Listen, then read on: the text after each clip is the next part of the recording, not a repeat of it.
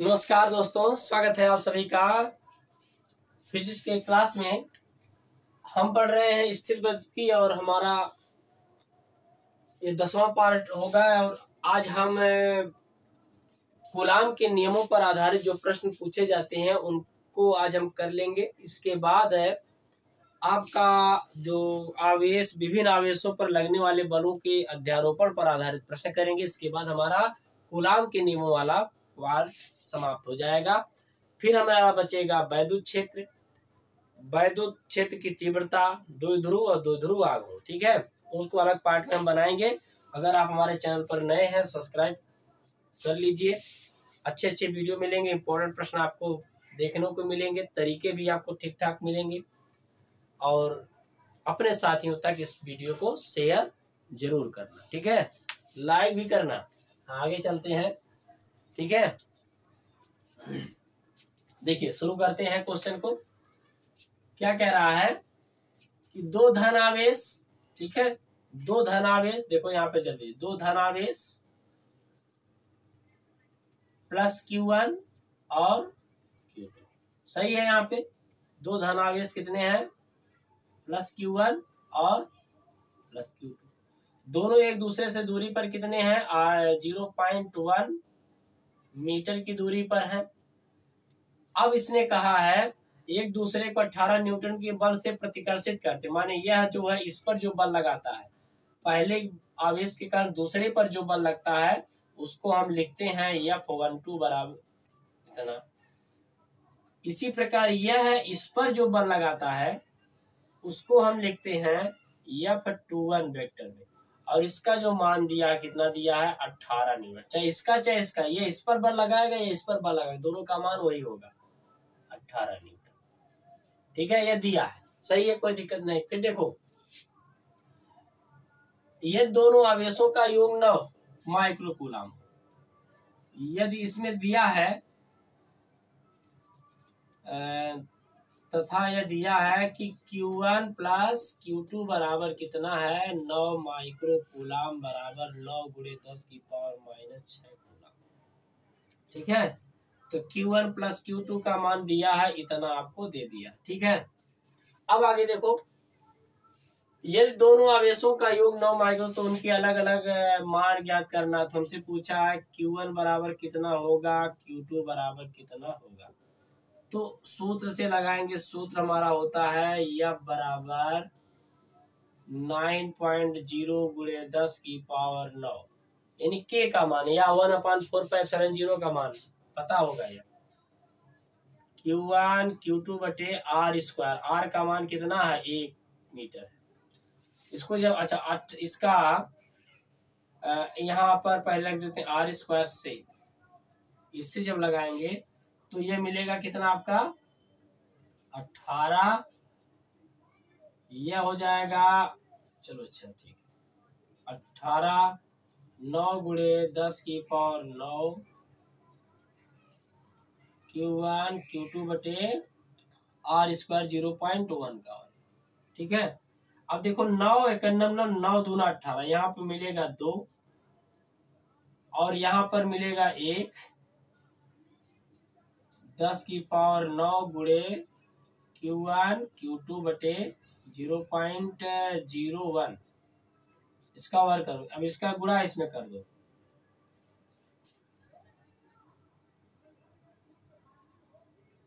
या ऐसे करो। देखो 0.01 का मतलब होता है 10 की पावर, 0.01 का मतलब होता है 10 की पावर -2। जब ये ऊपर जाएगा तो प्लस पावर प्लस हो जाएगी, जब पावर प्लस हो जाएगी तो 9 2 11 हो जाएगा। तो यह हो जाएगा 2 बराबर 1 गुणे 10 की पावर 11 गुणे Q1 यहाँ पर मिल जाएगा। अब इसको जब सॉल्व करोगे तो Q1 Q2 की जो वैल्यू आएगी, यह आएगी 1 माने 2 गुणे 10 की पावर -11 कूलाम आएगी, ठीक है। दोनों का मान कितना आ जाएगा, 2 गुणे 10 की पावर -11 कूलाम। कैसे भाई, Q1 Q2 है तो यह वाली जो वैल्यू 1 गुणे 10 की पावर 11 है, इधर आ करके 2/10⁻11 हो जाएगी, 10⁻11 हो जाएगी तो ऊपर जाएगी -11, इतना आ गया, ये आ गया। ठीक है यहाँ तक। अब क्या करना आगे, अब देखो, अब हमें Q1 Q2 का जो मान मिल गया है तो हमें एक फार्मूला यहाँ पे, हम फार्मूला में पता है, थोड़ा जगह कम हो गई, तो अलग अलग मान ज्ञात कीजिए। क्वेश्चन तो आप देख चुके हैं, ठीक है, क्वेश्चन को मिटा देते हैं, यहाँ पे इसको मिटा देते हैं, कोई दिक्कत नहीं, क्वेश्चन तो आप देख ही चुके हैं। अब क्या है कि अब हम सूत्र का प्रयोग करेंगे। Q1 Q2 का मान है, देखो Q1 + Q2 का मान दिया है, Q1 + Q2 का मान दिया, तो हमें Q1 Q2 का मान निकालने के लिए Q1 में से Q2 को घटाना होगा, माने एक में से दूसरे वाले को घटाना है। तो हम कहेंगे पहले में से, क्योंकि Q1 + Q2 है तो हमें Q1 - Q2 लेना होगा, जिससे हमें जोड़ दें, जिससे हम जोड़ दें, जोड़ने के बाद हम Q1 Q2 का मान निकाल लें। इसके लिए हम क्या करते हैं, ये Q1 Q2 का मान दिया है तो हमें एक फार्मूला पता है, सूत्र होता है, इसको ध्यान रखना, Q1 - Q2 का होल वर्ग बराबर Q1 + Q2 का होल वर्ग -4 Q1 Q2। अब Q1 - Q2 का होल वर्ग यहाँ पे हो गया। Q1 + Q2 का मान दिया है 9 गुणे, चलो इसका मूल ले लेते हैं, पहले इसका मूल ले लेते हैं, इसका मूल ले लेंगे Q1 + Q2 का होल वर्ग -4 Q1 Q2, क्योंकि यहाँ पर वर्ग था, मूल्य हमें इसका मान चाहिए, तो Q1 - Q2 बराबर कितना आ जाएगा, वैल्यू रख दो। Q1 + Q2 का मान है 9 × 10 की पावर -6 का वर्ग हो जाएगा, -4 गुणे और 2 × 10 की पावर -11 हो जाएगा। सही बात यहाँ तक। अब देखो इसको सॉल्व करना है, इसको सॉल्व करेंगे तो हो जाएगा 9 9 81, तो आ जाएगा 81 × 10 की पावर -12 -8 × 10 की पावर -11। ठीक है, अब इसको मिटा देते हैं। देखो ये तो हमने समझाया यहाँ पे। अब क्या करना है, यहाँ देखो -12 है, यहाँ 11, ऐसा करो कि यह हो जाए कितना, पावर बराबर हो जाए, माइनस से घटाना है, तो हम क्या करेंगे, इसको ऐसे लिख देंगे, इसको हम 80 लिख सकते हैं ना, इसको हम लिख सकते हैं,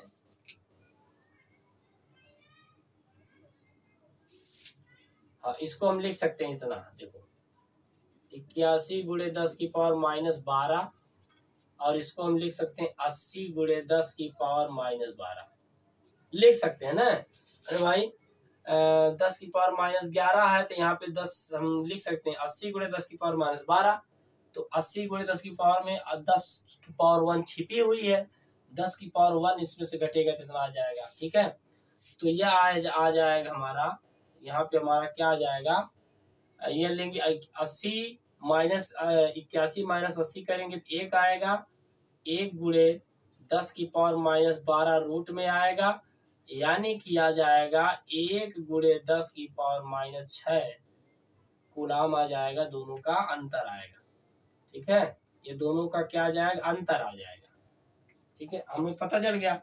तो इसको इक्वेशन 1 बना लेते हैं, इसको इक्वेशन बना लेते हैं। तो अब क्या करते हैं, समीकरण 1 और 2 को सॉल्व करें। अब यहाँ देखो, समीकरण 1 व 2 को हल करने पर, सॉल्विंग इक्वेशन 1 और 2 हल करने पर, देखो कैसे हल करेंगे। Q1 + Q2 बराबर दिया है 9 × 10 की पावर -6, और Q1 - Q2 बराबर दिया है कितना आ गया है, 1 × 10 की पावर -6। अब इनको जोड़ देना है, इनको जोड़ देना है। जब हम जोड़ देंगे ना, तो यह वाला जो वैल्यू है कट जाएगी, तो मिलेगा कितना, कितना मिलेगा, 2 Q1 बराबर, और यह हो जाएगा 10 × 10 की पावर -6, तो Q1 बराबर 5 × 10 की पावर -6 कूलाम, यानी कि 5 माइक्रो कूलाम। Q1 का मान आ गया 5 माइक्रो कूलाम। ठीक है, Q1 का मान कितना आ गया 5 माइक्रो कूलम तथा Q2 बराबर आ जाएगा तथा Q2 बराबर 4 माइक्रो कूलम आएगा। देखो कैसे, अब इसको ध्यान रखना कैसे आएगा। अब Q1 का मान चाहे आप समीकरण 1 में रखो चाहे आप समीकरण 2 में रखो। Q1 का मान चाहे आप समीकरण 1 में रखो, या Q1 माइनस Q2 है, तो Q1 का मान चाहे आप समीकरण 1 में रखो चाहे 2 में रखो, और जब रखने के बाद सॉल्व करोगे ना तो हमें मिल जाएगा कितना 4 मिल जाएगा। और अगर ऐसे ना समझ में समझो दोनों का योग कितना कहा है उसने 9 माइक्रो कूलम, तो 5 अगर यह आ गया तो 4 तो यह आना ही चाहिए, 5 अगर यह आ गया तो 4 इसको आना ही चाहिए। तो इसका आंसर हो जाएगा 5 माइक्रो कूलम और 4 माइक्रो कूलम। थोड़ा लंबा सवाल है, तो सबसे पहले जो हमें दिया था उसको हमने कर लिया, तो अच्छे से इसको देखना वीडियो को, ठीक है। अब हम चलते हैं नेक्स्ट सवाल पर, क्योंकि थोड़ा लंबा था, जगह हमारे पास कम थी, तो कोई दिक्कत नहीं, बहुत अच्छे से हमने करने का प्रयास किया। यहाँ 9 गुणे 10 की पावर -6 था, तो 9 9 81 और 6 दूना 12 हो जाएगा। यहाँ 81 8 है, यहाँ पावर -12, यहाँ 11 है, तो ऐसा करेंगे पावर बराबर करेंगे, या तो 11 बनाओ या तो 12 बनाओ। तो हमने क्या किया, इसमें 80 गुणे 10 की पावर -12 कर दिया, क्योंकि इसमें 10 की पावर 1 छिपी हुई है, 10 की पावर 1 और -12 करेंगे 11 आ जाएगा। तो हम इसको इस तरह से लिख सकते हैं, 81 में से 80 गया तो हमें 1 मिलेगा, रूट लेंगे तो -12 का आधा हो जाएगा 6। तो 2 समीकरण बन गए, दोनों समीकरण को हमने सॉल्व कर दिया, तो Q1 का मान 5 आया, तो हमें दोनों का योग 9 चाहिए, तो दूसरा का 4 आएगा। या तो Q1 का मान चाहे 1 में रखो चाहे 2 में रखो, आंसर हमारा आ जाएगा, ठीक है। यह प्रश्न 2017 में पूछा गया था, ठीक है। चलिए आगे चलते हैं, अगला प्रश्न हम लेते हैं, इसको रफ करते हैं।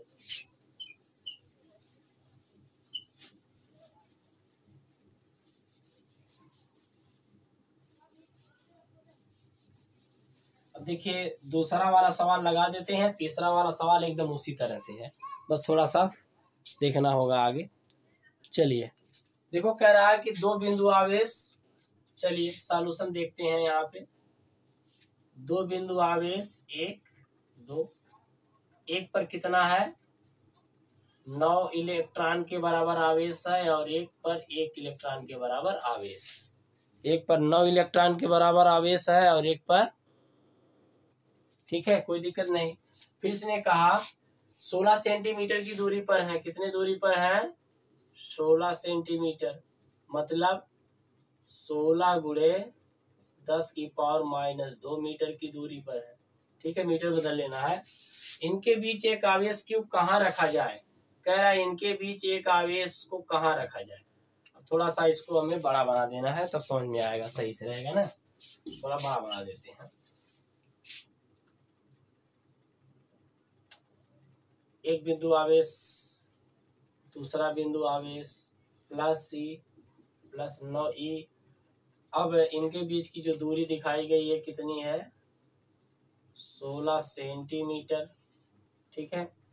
अब कह रहा है कि इनके बीच कोई बिंदु कहाँ रखा जाए, मान लेते हैं 9 इलेक्ट्रॉन से, मतलब +9E से कितनी दूरी पर, इसने कहा एक दूसरे से 16 सेंटीमीटर दूरी पर इनके बीच एक आवेश क्यों कहाँ रखा जाए। मान लेते हैं एक आवेश को 9E से x दूरी पर हम क्या कर देते हैं, इसको रख देते हैं, कहाँ से 9E से x दूरी पर, 9E से x दूरी पर, तो यह शेष दूरी कितनी हो जाएगी, यह 16 - x सेंटीमीटर की दूरी पर यह हो जाए, ठीक है। तो इसने कहा इनके बीच एक आवेश Q को कहाँ पर रखा जाए, तो कह रहा 9E से Q को x दूरी पर हमने रख दिया है, ठीक है, कि संतुलन में हो। देखो शब्द आता है संतुलन, अगर कहीं पर भी शब्द संतुलन में आए, संतुलन, इसका मतलब ये मतलब क्या होता है कि इसके कारण इस पर लगने वाला बल और इसके कारण इस पर लगने वाले बल आपस में क्या हो, बराबर हो। ये बताओ रस्सा कस्सी का जो खेल होता है, एक लोग उतने बल लगाकर इधर खींच रहे हैं, उतने बल लगाकर इधर खींच रहे हैं, दोनों बराबर बल लगा रहे हैं, तो वो संतुलन क्या, मतलब वह व्यक्ति कहाँ पर रहेगा, स्थिर रहेगा ना। तो जहां पर भी संतुलन पूछ कहे वहां पर ध्यान रखना है दोनों बल बराबर होने चाहिए, विपरीत दिशा में होने चाहिए, तब वह अस्थायी होगा संतुलन। ठीक है, तो संतुलन में है तो हम क्या करेंगे, लिखेंगे +9e के कारण Q पर बल, कौन सा बल लगेगा, प्रतिकर्षण बल लगेगा, क्योंकि यहाँ पर +Q का रखा है तो यहाँ पर हम प्लस मान करके लगाएंगे। तो F है, F1 बराबर मान लेते हैं, यह हो जाएगा 1/4πε0 इंटू Q 9e गुणे Q बटे x², इक्वेशन नंबर 1। फिर लिखेंगे +E के कारण Q पर बल, भाई इसके कारण इस पर निकालो, फिर इसके कारण इस पर निकाल लो बल। तो F2 बराबर हो जाएगा 1/4πε0 इंटू हो जाएगा QE बटे 16 माइनस x का वर्ग, इक्वेशन नंबर हो गया 2। अब संतुलन के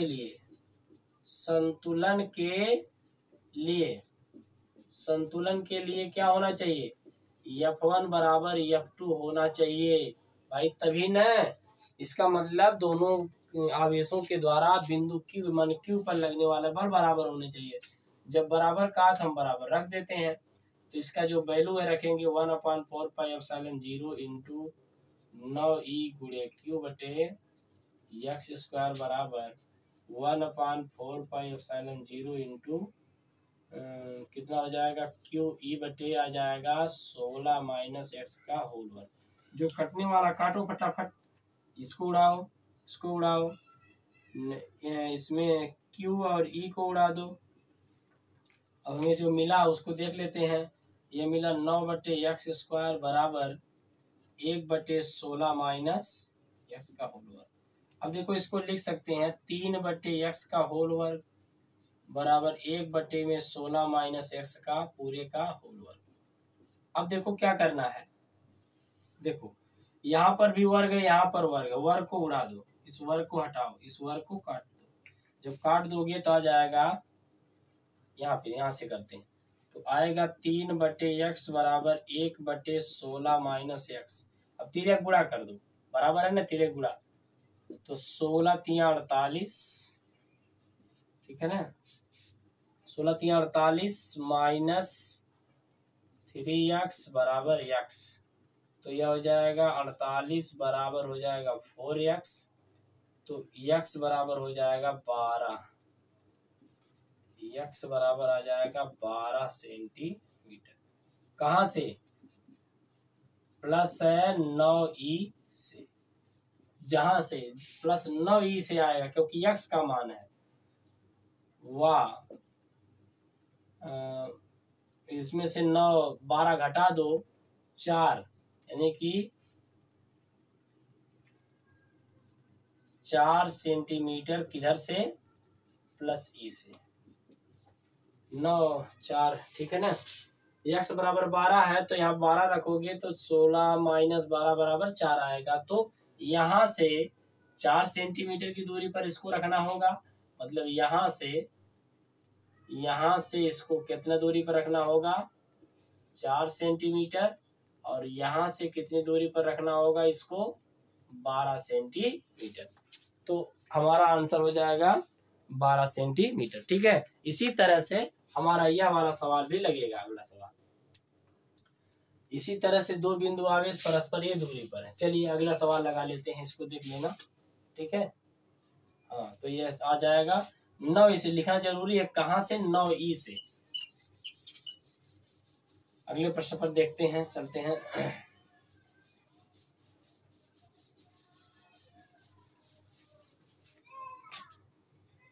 चलिए बच्चों समझ में आ रहा है ना, हाँ ठीक है। 2 बिंदु आवेश प्लस Q, देखो ये दोनों बिंदु आवेश अगर लिखे हैं इस तरह से तो स्थिर बिंदु आवेश, स्थिर वाली बात कर रहा है। और संतुलन को ध्यान रखना है, दोनों इधर का बल और इधर का बल दोनों की दिशाएं विपरीत होनी चाहिए, तभी वह पिंड क्या होगा, संतुलन, मतलब वह आवेश संतुलन में होगा। तो 2 बिंदु आवेश 4, अब की बार वही सवाल फटाफट, जल्दी जल्दी। +4e इलेक्ट्रॉन और ये देखो है प्लस इलेक्ट्रॉन। सही है। परस्पर ये दूरी पर, अब की बार दूरी कितनी दी गई है जी, ए दूरी दी गई, ए दूरी पर, ए दूरी पर, चलिए कोई भी दूरी ए है। एक तीसरे बिंदु आवेश Q को दोनों आवेशों को मिलाने रेखा पर कहाँ रखा जाए। मान लेते हैं हम 4e से x दूरी पर हम क्या करते हैं उनको 4e से, तो बचेगा कितना, यह a माइनस x, टोटल दूरी ये है ना, तो यह हो जाएगा। सही है। तो संतुलन में हो तो संतुलन के लिए क्या करेंगे, तो अब हम लिखेंगे +4e के कारण किस पर, Q पर बल, जैसे पहला वैसे ही लगाना फटाफट फटाफट। तो हो जाएगा F1 बराबर 1/4 पाई एप्सिलॉन 0। अच्छा, इसको हम पूरा ना लिखकर K लिख देते हैं, कोई दिक्कत नहीं। K Q1 कितना है 4e गुणे Q बटे x स्क्वायर, इक्वेशन नंबर 1 बना लो। फिर प्लस E के कारण Q पर बल, इसके कारण इस पर बल निकालो, तो F2 बराबर कितना आ जाएगा, इसके कारण इस पर बल, वही K लिख दो क्योंकि समय लग रहा था उसमें। तो QE बटे हो जाएगा A माइनस x का होल वर्ग, इक्वेशन नंबर 2। अब प्रश्न में कहा संतुलन के लिए क्या है, दोनों बराबर होने चाहिए। संतुलन के लिए F1 बराबर कितना होना चाहिए, F2। संतुलन के लिए F1 बराबर कितना होता है, F2।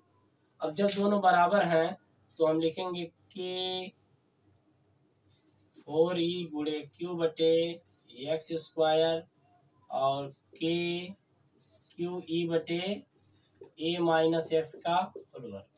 अब ये दोनों हमने क्या कर दिया, दोनों को बराबर कर दिया। अब देखो K से K कट जाएगा, Q और E से कट जाएगा, QE कट जाएगा, मिलेगा हमारे पास 4 बटे x स्क्वायर और यह मिलेगा A माइनस x का होल वर्ग।